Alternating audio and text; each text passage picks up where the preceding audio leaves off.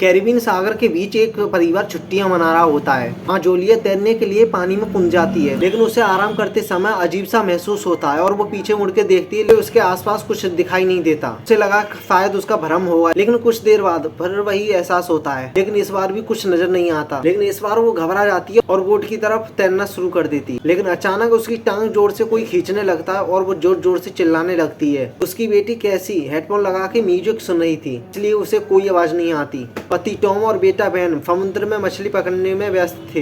ये पानी के ऊपर टिकने की कोशिश करती है, लेकिन पानी उसके मुंह में जाने की वजह से उसका चिल्लाना मुश्किल हो जाता है। थोड़ी देर बाद टॉम को एहसास होता है कि उसने काफी टाइम से जूलिया को नहीं देखा, तो वो पीछे मुड़कर देखता है और जूलिया को बोट पर ढूंढने लग जाता है और उसके बाद अपनी पत्नी को खतरे में देख लेता है। वो बच्चों को उस तरफ बुलाता है और बोट को उधर ले जाने के लिए कहता है और पानी में कूद जाता है। टॉम जल्दी से जूलिया तक पहुंचकर उसे संभालता है और यॉर्ट की तरफ तैरता है। बच्चे उन दोनों को ऊपर खींच लेते हैं और पूरा परिवार जूलिया को संभालता है। जूलिया अपने आप को समझाती है कि शायद लहरों की वजह से ऐसा हुआ होगा। उसके बाद रात हो जाती है और रात को सब जने मिलकर बेन का जन्मदिन मनाते हैं। कैसी को उसके बॉयफ्रेंड की कॉल आती है और वो लैपटॉप लेकर बाहर चली जाती है। वीडियो कॉल में उसका बॉयफ्रेंड दिखाता है कि शहर के ऊपर काले बादल छा गए हैं और बिजली तड़क रही है। उसके बाद कॉल ग्लिच होकर मिस हो जाती है। ऐसी ये बात परिवार को बताने आती है, लेकिन टॉम कहता है कि जमीन से दूर होने की वजह से सिग्नल रहा है। उसके बाद सबको एक अचानक आवाज आती है और वो जाकर देखते हैं समुद्र के बीच होकर एक व्हेल मछली का झुंड जा रहा है। टॉम सभी को समझाता है कि व्हेल मछलियां हमेशा धरती के मैग्नेटिक फील्ड को फॉलो करती हैं, लेकिन जब तूफान आता है तो वो कंफ्यूज हो जाती हैं। उसके बाद अचानक यॉर्ट हलती है और बेन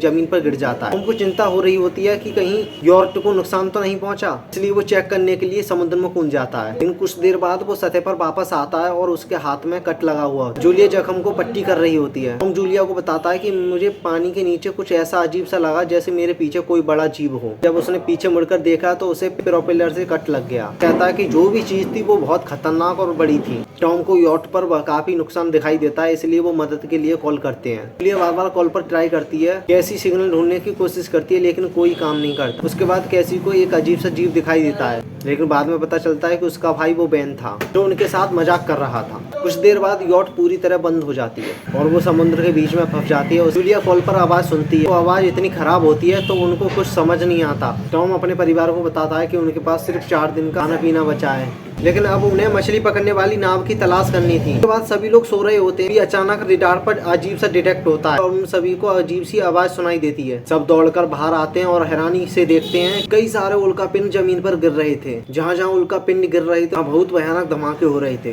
तभी एक उल्का पिंड उनके पास पानी में आकर गिरता है। तभी टॉम बोट को चलाने की कोशिश करता है। इंजन बड़ी मुश्किल से चालू होता है, लेकिन तभी एक उल्का पिंड उनकी जो यॉट के पास आके गिरता है। परिवार आपस में एक दूसरे को झटकर पकड़ लेता है। अभी टॉम समझ जाता है कि जो आग के गोले बरस रहे हैं वो कोई उल्का पिंड नहीं, सैटेलाइट थी। उसी समय टॉम देखता है कि यॉट से धुआं निकल रहा है। टॉम चेक करता है कि पता चलता है कि इंजन खराब हो गया है। बाद हवा तेज होने लगती है तो पूरी फैमिली यॉट के अंदर छुप जाती है, बिना ये नोटिस किए कि कैंपास बहुत तेजी से घूम रहा था। यॉट पूरी तरह बहुत जोर जोर से हिल रही थी और बेन फिर से जमीन पर गिर जाता है। इस बार उसे चोट भी लग जाती है। लहरें इतनी तेज थी कि यॉट के अंदर का पूरा सामान बिखर जाता है। टॉम अंदर से जल्दी से लाइफ जैकेट लाता है, उसके बाद तभी यॉट की पावर चली जाती है। टॉम उसके बाद तुरंत पावर बॉक्स का बटन प्रेस करता है, लाइट आ जाती है। उस समय टॉम नोटिस करता है कि जूलिया की नाक से खून बह रहा है और जूलिया को चक्कर आने लगते हैं। कैसी सिंह पर जाकर उल्टी कर देती है। टॉम रेडियो को ट्राई करता रहता है, लेकिन उसे कोई सिग्नल नहीं मिलता। यॉट समुद्र के बीच बहुत तेजी से झोंके ले रही थी और बहुत तेज हवा अंदर को आ रही थी। जूलिया खिड़की लगाने की कोशिश करती है, लेकिन सभी खिड़कियां टूटने और खुलने लगती हैं।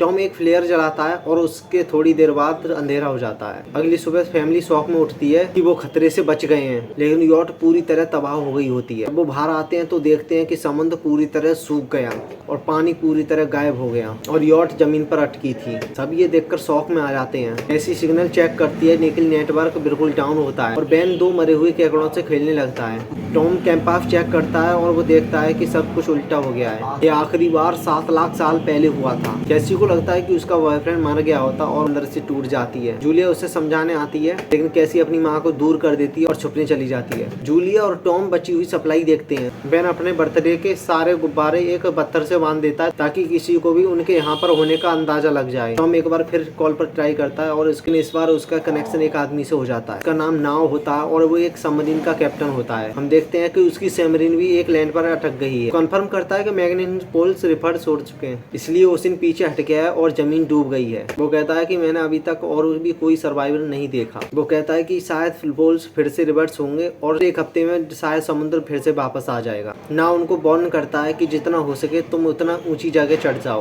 जब पानी वापस आएगा तो वो बहुत खतरनाक होगा। ना उनसे बोलता है कि उसका पार्टनर खतरे में मारा गया, दिन में सिर्फ 3 लोगों की ही जगह है। जूलिया उससे कहती है कि प्लीज हमारे बच्चों को बचा लो। टॉम कैलकुलेट करता है कि उससे सबमरीन तक पहुंचने में 3 दिन लगेंगे और वो अपनी फैमिली से कहता है कि आज रात आराम कर लो और कल सुबह हम निकलेंगे। अगली सुबह फैमिली सामान पैक कर रही होती तभी टॉम देखता है कि एक लंगड़ा आदमी उनकी तरफ आ रहा था और उसके हाथ में पॉन्स होती और उसके साथ एक कुत्ता लगातार भौंक रहा था। टॉम उसके पास जाता है और उसे एक पानी की बोतल देता है। आदमी एक ऐसी भाषा में बोलता है कि टॉम कुछ समझ नहीं पाता। पानी पीने के बाद वो अजनबी टॉम के सर पर जोरदार वार करता है, उसके चेहरे पर जोरदार लात मार देता है। जूलिया डर के मारे भागती है लेकिन तब तक देर हो चुकी होती है। तो अजनबी टॉम के पेट में एक भाला सा घुसा देता है। उसके बाद वो टॉम की गर्दन को काट देता है। उसके बाद वो जूलिया के पीछे भागता है और उस पर हार्पून से हमला करता है। तभी जूलिया के कंधे में चोट लग जाती है। जूलिया दर्द को सहते हुए यॉट के अंदर भागती है और बच्चों को बोलती है कि सभी छुप जाओ और वो अंदर जाने के बाद सभी दरवाजे को बंद लॉक कर देती है। कैसी और बैन से एक सोफे के अंदर घुस जाते हैं। जूलिया उन्हें गन्स पकड़ाती है,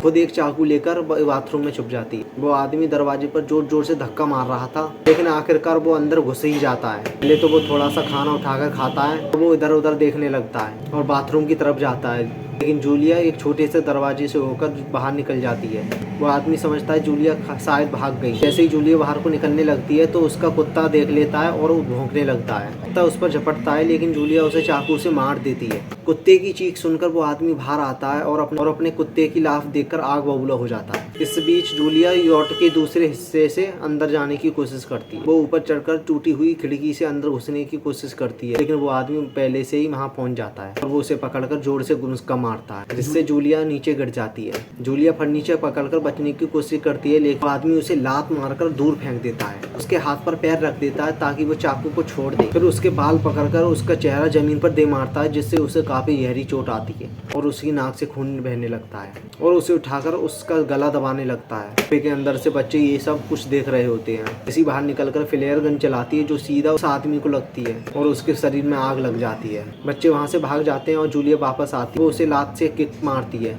आग लगने की वजह से पूरा यॉट जल रहा था।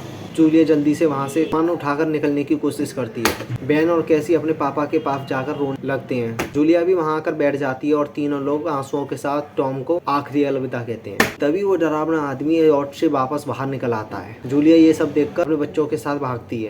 कुछ ही देर में देखते हैं कि पूरी यॉट एक धमाके के साथ उड़ जाती है। थोड़ी दूर चलने के बाद वो लोग एक छोटे से झरने के पास आके रुकते हैं ताकि वो आराम कर सके। कैसी सोचती है कि शायद वो पागल आदमी उनके पास वो गुब्बारे देख कर आया था। ये सुनकर बेन अपने आप को कसूरवार मानने लगता है। इसलिए उसे समझाती है कि इसमें उसकी कोई गलती नहीं थी और सबको आगे बढ़ने के लिए, लेकिन वो आदमी अभी भी उनके पीछे ही लगा हुआ था। जैसे तालाब में एक मरी हुई मछली को देखकर हैरान रह जाता है। अभी जूलिया नोटिस करती है कि वो अपना आदमी उनके पास फिर से पहुंचने वाला है। वो सब दौड़ पड़ते हैं और एक रेत के टीले से नीचे के लिए गिर जाते हैं, जिसके बाद उन्हें एक जहरीला कचरा दिखाई देता है। फैमिली उसे सावधानी से पार करती है। गाइस, अगर वीडियो का अगला पार्ट चाहिए तो वीडियो को लाइक और चैनल को सब्सक्राइब जरूर कर देना। तो मिलते हैं नेक्स्ट वीडियो में, तब तक के लिए बाय बाय।